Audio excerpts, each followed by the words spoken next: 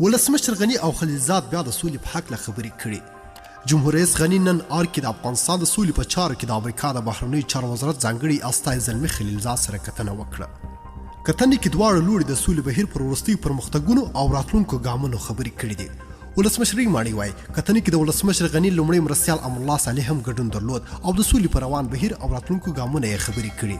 د امریکا او طالبان ترمنځ د سولې تر خپلمنځي هوکړې وروسته داسې کوم ګام نه دی پورته شوی چې د سولې خبرې کې د پرمختګ ښکارندویي وکړي.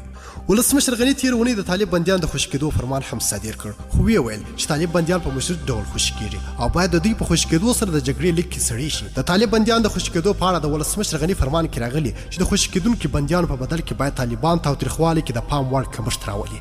د ولسمشر غني د فرمان په جواب کې طالبان وویل چې د دوی اړخ امریکا ده او هغوی ته د خپل بندیانو نوملړ ورکړی چې د سولې هوکړې سره سم 15,000 طالب بندیان خوشي کړل شي.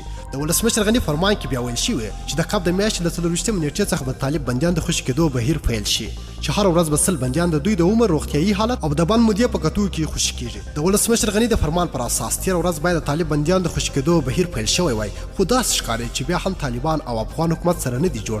له همدې امله د بندیانو د خوشي کېدو بهیر ځنډول شوی دی. د ویډیو له کتلو مې ډېر زیاته مینه او مننه. کوم ویډیو خوښه سوي حتما یې درسره لایک او شیر کړئ. د لا ښایسته او په زړه پورې مطالبو لپاره زموږ چینل حتما سبسکرایب کړئ. تر بیا او بلې ویډیو د الله په امان.